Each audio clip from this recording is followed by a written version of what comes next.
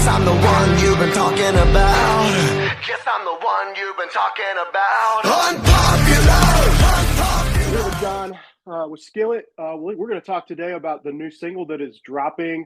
When you guys see this will be dropping on Friday. So today, I know I'm gonna leave it up to you. I'm gonna throw it over to you. I'm not gonna give anything away. I've got to hear the song.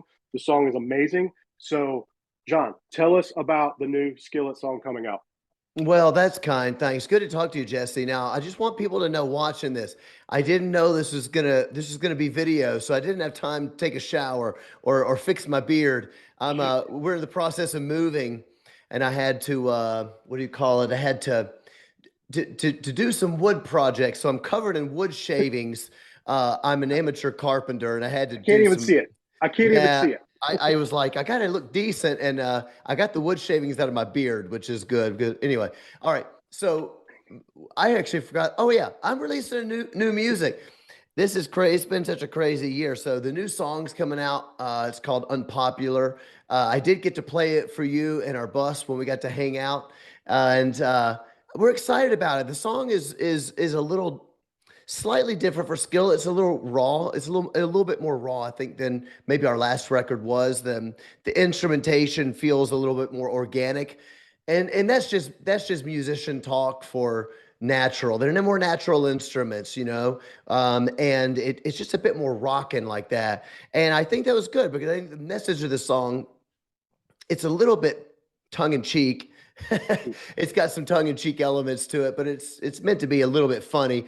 But also, it's got some attitude. It's funny but serious, and it's saying the world's gone so nuts that the things the world loves are so disgusting and so crazy. Like in a world gone mad, would you really want to be popular? I mean, that's kind of the joke of the song.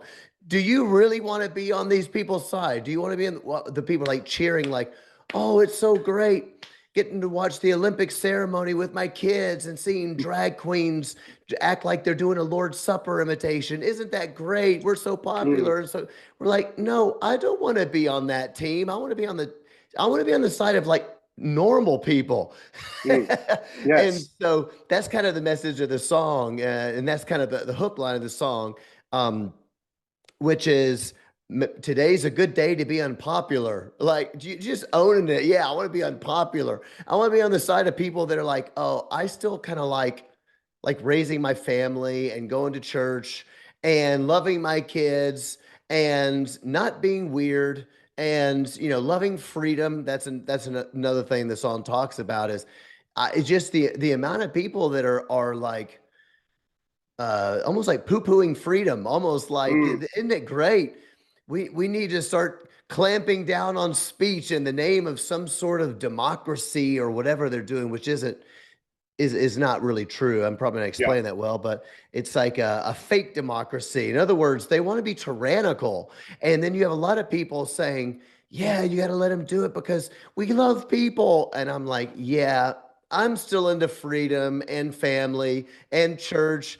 Not ashamed of Christ, not ashamed of the gospel of Christ is the power of God for salvation for everyone who believes. And that's kind of the gist of the song. Well, and two, like, we get to talk a lot, and I know your heart behind this song. You guys, and we'll talk about this in a second, you guys are about to go out on a tour, which isn't, it's very rare kind of the day that Skillet plays, quote unquote, Christian concerts or Christian tours. You guys are just out there playing music. And a lot of those happen to deal with, what many would call the secular world, right? This song also speaks to that. It's a very, what you would call, even to that crowd, even though it's got a very good message in it and it speaks about Christ and Christianity, but it's also a very rock and roll type of thing to do, right? To be that person that stands out in the crowd and says, I don't care what people think about me. So, also, I know that kind of went into a little bit of what you were thinking about with this song. And again, you guys are about to go out on tour, where you guys just started playing this song, if I'm not correct, right? Yeah, that's right. I mean, that's a great point you're making.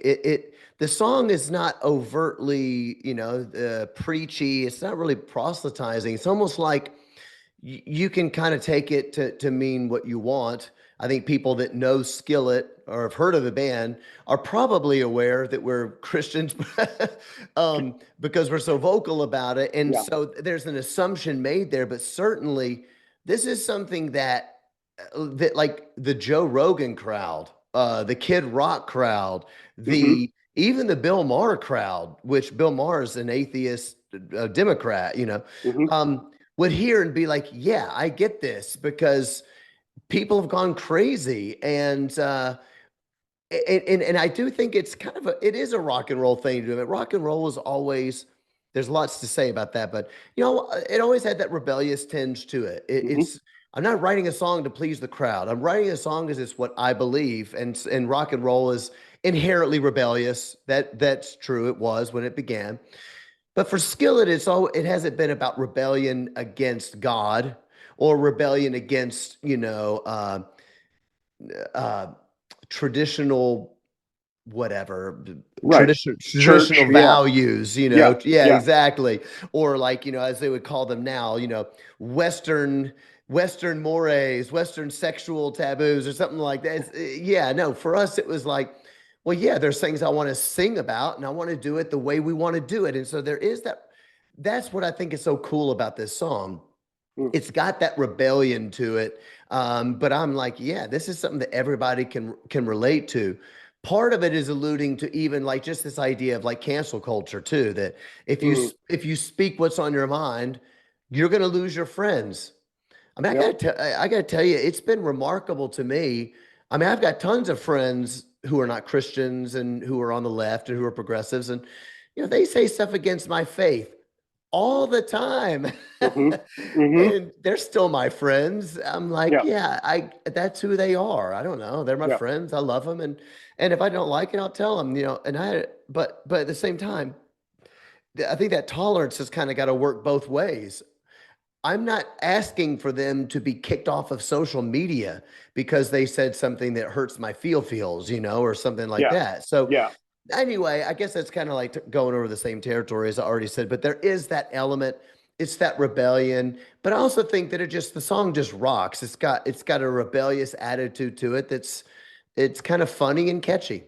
Yeah, yeah, no, the song is killer. It just, I think Octane just premiered it on Sirius XM, just premiered it today. So normal, regular radio station that I listen to on Sirius. So I'll be hearing that one soon, hopefully. Let me jump into the name of, because you also released the name of the new album, and you've got a new album coming out. So speak about that.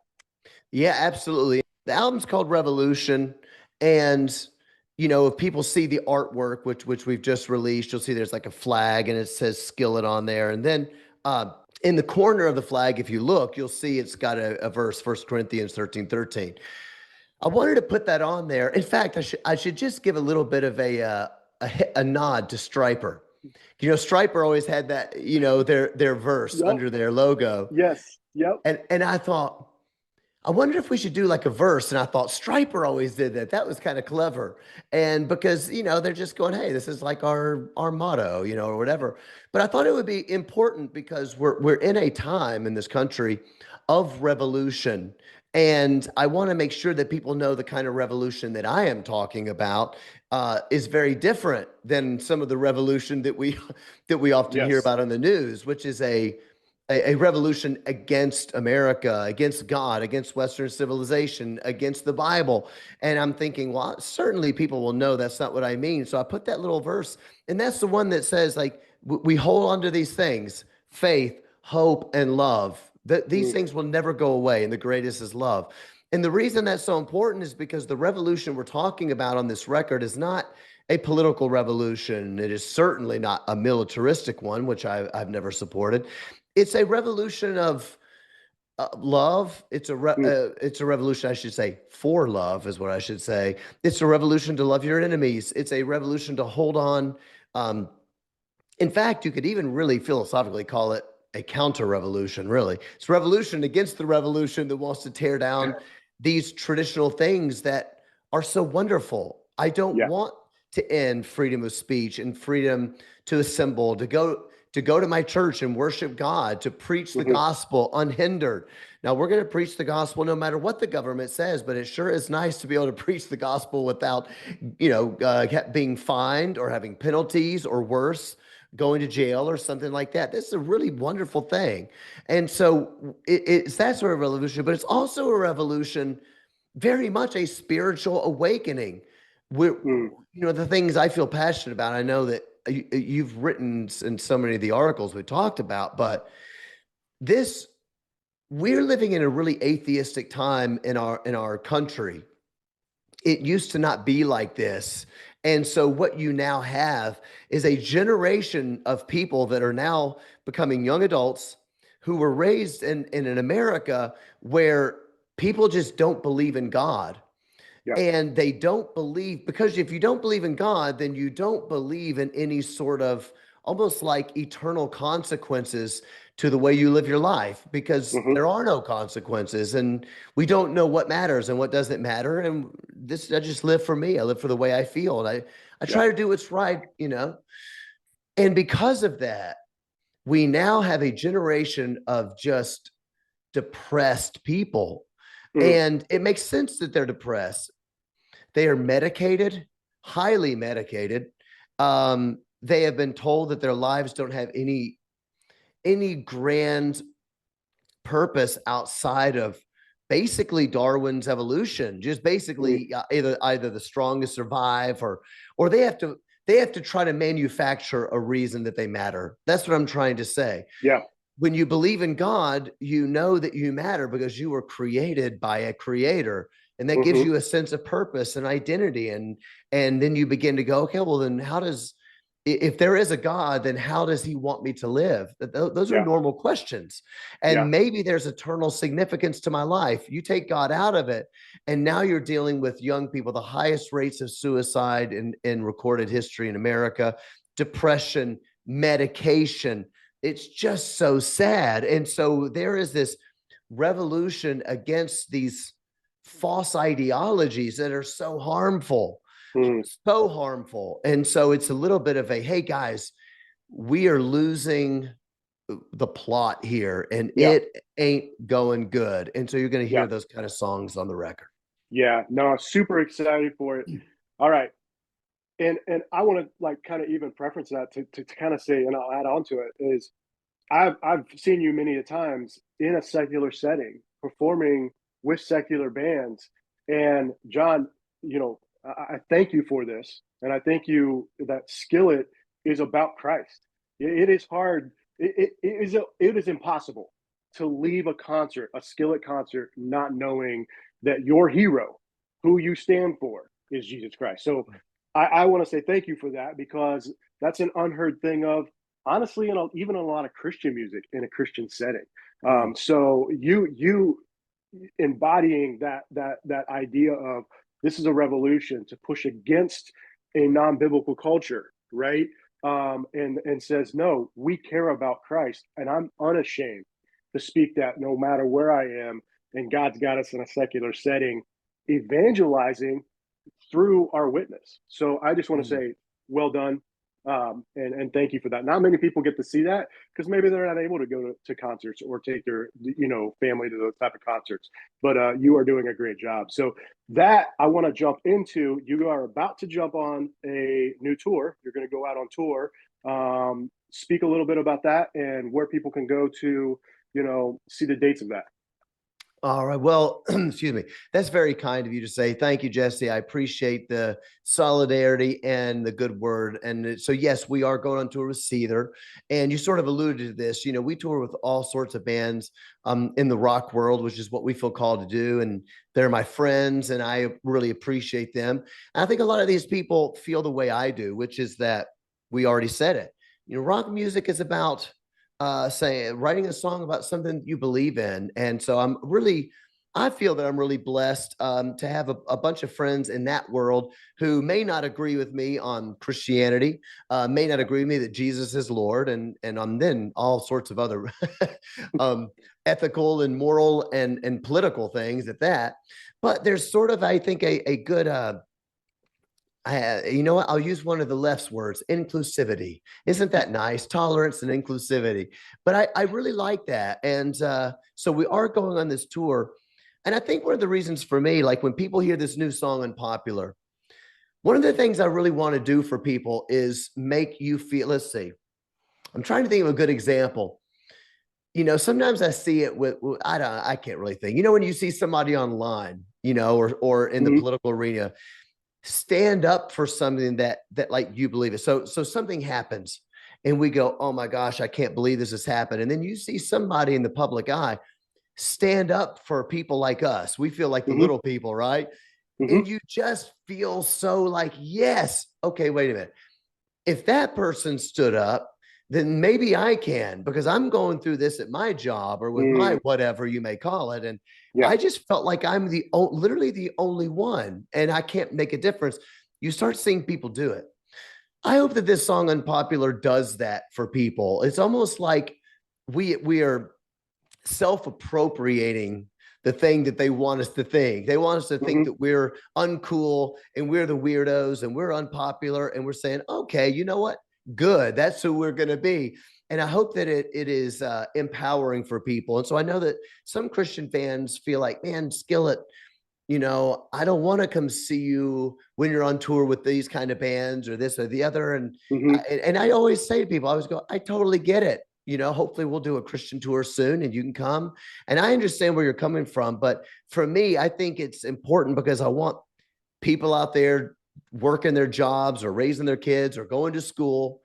I want them to see somebody doing it that makes them feel like, okay, wait a minute, if Skillet can stand up, then I can stand up in my personal life, and I can feel that solidarity.